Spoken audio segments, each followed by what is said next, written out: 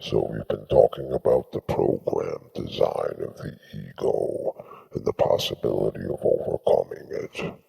So now let's delve into the implications of actually overcoming the ego and what possibly lies beyond it. Now, in support of the ego, some have suggested that perhaps the ego is a necessary component of total awareness, that ego and awareness balance each other like two sides to one coin and are equally reliant on each other in the grand scheme of things. This would be nice for the ego. Unfortunately, however, the ego is but a mere creative production, totally reliant on that which produces it.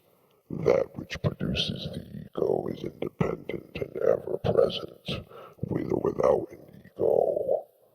Just as an artist may create a painting, but doesn't rely on the painting to sustain his existence.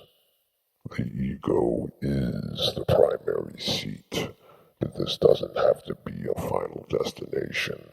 We can dwell in pure awareness, the higher self, and even establish it as the primary seat. The ego is just an imagination of total awareness, not a default prerequisite or codependent necessity of awareness. The awareness dreams it, but doesn't depend on it for its own ever-presence. In other words, there is no ego to become separated from anything to begin with.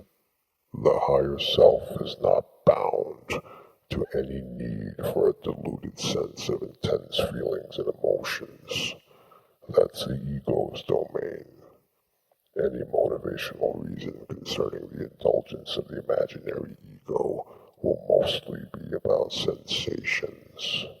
But the higher self, when allowed to take over, will not continue to seek sensations.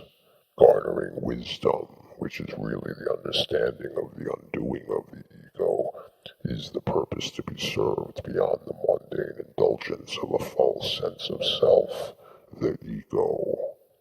So total pure awareness and a diluted ego are not mutually exclusive. And then comes the question of the positive side of the ego. Isn't this true, making the ego something viable to endure? It's true that there is positive aspects of the ego, but so what? There are negative aspects as well. The ego is dualistic, consistent with its illusionary world of duality. But these positives really don't make a case for lingering in delusion. Polarities work together in conjunction, upholding the illusion through the distinctions that give rise to separation. Egos are naturally repulsed by the negative and attracted to the positive, or vice versa, and this is what deceptively lulls the ego into a sense of security in the illusion. It's like the good cop, bad cop routine. One cop treats you horribly, scares you, and threatens you, followed by the other cop who treats you nicely, soothes you, and promises you things. This, of course, compels you to cooperate with the good cop, but all along they have been working together and in the end successfully put you in prison. So there are no spiritual benefits from embracing and emulating the positive at the cost of the negative. There are only material benefits. If material benefit is what you seek, then you really have no use for spirituality at this point, and should abandon it until such time that you are ready to seek beyond the material. Now what about great spiritual men, such as the Buddha, Gandhi, Jesus, and others?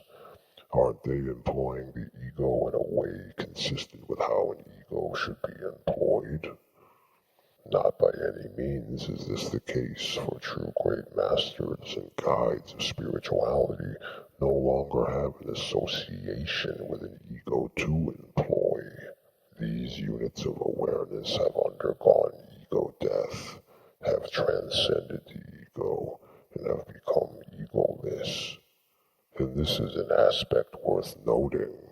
If one transcends the ego, it doesn't mean one vanishes from the world. Rather, simply that a unit of awareness no longer makes an identification with what it's not. That of which being all the masks, disguises, labels, facades, discriminations, distinctions, and superficial materials in the universe. What does vanish is wants, desires, and suffering, and what remains is pure awareness. And this is what is meant by being of the world and not from the world. And ego is from the world. Egoless pure awareness is of the world. The universe didn't produce awareness, but rather is a product of awareness. And while true that your enlightenment will be of a person and not from a person, this does not necessarily mean that a unit of awareness cannot be liberated from a person. After all, we are not people to begin with. After egolessness, enlightenment, and death, there is no mandatory stipulation that dictates that you must be a person. You can be anything you want to be. You can be everything. You can be nothing. There are no restrictions or limitations other than restrictions and limitations conjured up by total pure awareness itself. We are not obligated to dream. And if we dream, we are not obligated to have one type of dream always. Another important aspect worth noting that really needs to be clarified is that even when one has destroyed the programming of the ego and transcended beyond it into egolessness, this does not mean that the ego has been completely banished. When we speak about ego death, what is really being implicated is breaking free from the domination of the programming. At this point, it would be more accurate to say that the ego becomes dormant, once removed, or stepped back from. The ego doesn't vanish, but instead becomes another component or inventory item of all the things that are produced by awareness but do not define what awareness is. It is yet another thing that comes and goes, appears and fades away. But by no means does this mean that one that has transcended the ego is out of reach of the ego, at least in the context of form in the current reality matrix paradigm. If awareness is in form in this context, it is still susceptible to the ego, just as it is susceptible to being rained upon, getting bit by a dog, catching a cold, or getting a sunburn. Through mindful watchfulness, awareness can mostly avoid these things, but nevertheless still must be prepared to be confronted by these things from time to time. So this means that even though one has overcome the ego program, impulses, temptations, instincts, and emotions still may arise. To maintain mastery of pure awareness, one should not confront or avoid, express or repress, but rather just simply let it pass. If in no way given an outlet or a seat to become established, anything that quickly comes, manifests, or arises will just as quickly go, dissipate, and fade away. Breathe. Clear your mind. These things are not you, nor do they hold any sway, power, or influence one way or another over awareness. If at any time these things are given a frame of reference to become indulged, validated, or reckoned with, awareness risks getting sucked right back into the ego program. And this is yet another aspect important to be noted. Just because an ego dies does not mean it cannot be reborn. Even a transcended egoless master is not completely fortified from slipping back into ego. Among apprentices, it is more common, almost to be expected. It's part of the territory to have slips when one is attempting to unlearn the program. This can usually be recovered from. But this is a very particularly dangerous slip for masters. Given the right circumstances and conditions, it can transform a great master of non-duality into a tyrant of illusion. And it doesn't matter if they become good or evil. They are perverting the wisdom to gain selfish gratification through some aspect of duality. They then become great masters of ego, adept in illusion, duality, power, and manipulation. There is usually no recovery from this. So a beneficial teacher is egoless. They will try to guide you down a true path. A false teacher is one who has not transcended the ego, but tries to pass himself off as one who has. They will misguide you for some form of gain or gratification. A dangerous teacher is one who has fully transcended the ego, but then fell back into ego again.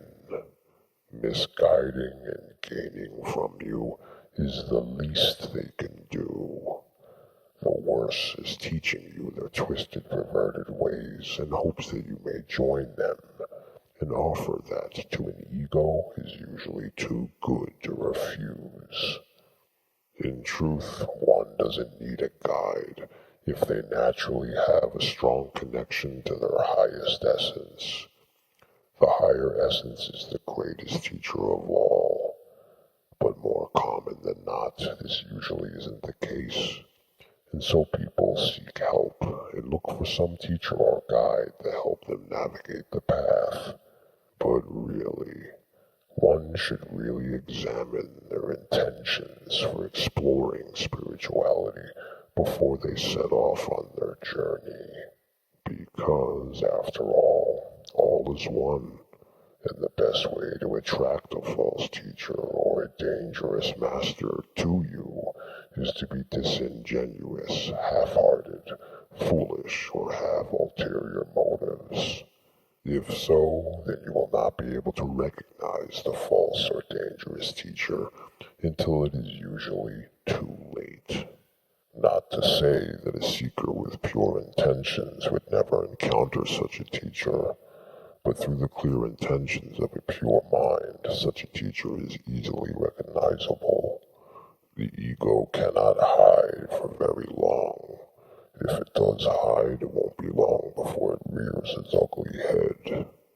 So what are your intentions and motivations? Why are you drawn to spirituality? Some deep introspection would be wise before one undertakes a path. So I won't sit here and lie and tell you that unprogramming the ego is easy and that any moron could do it. If it were that easy, then every moron would be doing it. Yet at the same time, it is easy. Only very hard to realize just how easy it is. It is very well hidden in plain sight. It's right in front of you, but you are looking through it. It's always been easy because it's simple, but has only seemingly become difficult through overcomplication. But perhaps this can change. Nothing is set in stone. As long as units of awareness find themselves in solidified dream contexts, they are free to imagine anything they want. Why limit ourselves and spend so much time in redundancy? We can gradually allow for more fluidness and broader horizons. As long as we are dreaming, why not envision greater things and allow ourselves to evolve? Right now, mankind's imagination is very egocentric, making it very restrictive and short-sighted. With each new level in the evolution of consciousness, the flow of data speeds up. Through various mediums of transference, the sharing and communication of knowledge, intelligence, and wisdom has become more and more increasingly accessible, till today when the data is largely available to almost anyone who seeks it.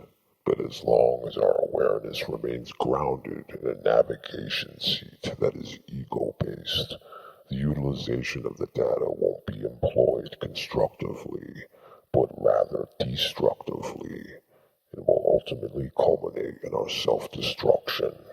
All the technology in the world won't mean a thing if wisdom and intelligence are not co-joined. Anything less will result in failure, and you can already see it now.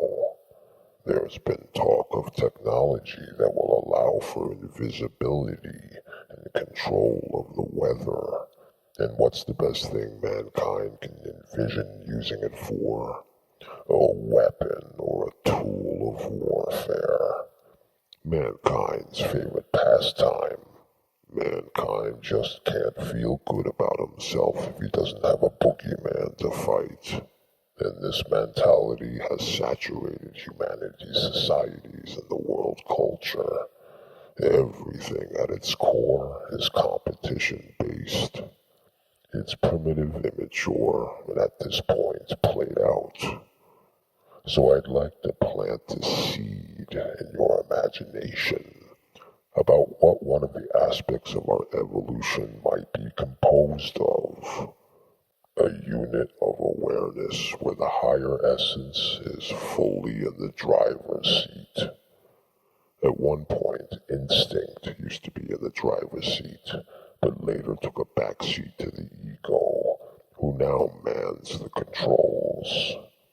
This was a significant step in evolution, but the time has come to put ego in the backseat also, right alongside instinct, and let the higher self take over, establishing it as the primary default position and configuration of awareness. This is the unbelievably beautiful lotus flower of supreme wisdom that is growing in the murky, muddy scum of the dark swamp. Many of you have wondered about the purpose of all the evil, negativity, suffering, defilements, impurities, and desolation that make up our murky swamp of confusion. A supreme lotus flower of beauty and wisdom could not grow without it. These are the perfect conditions for change, growth, transcendence, enlightenment, and evolution. And so the question is posed to you. Won't you be a part of this incredibly fantastic lotus flower? Or are you content to remain in the swamp that will sustain it?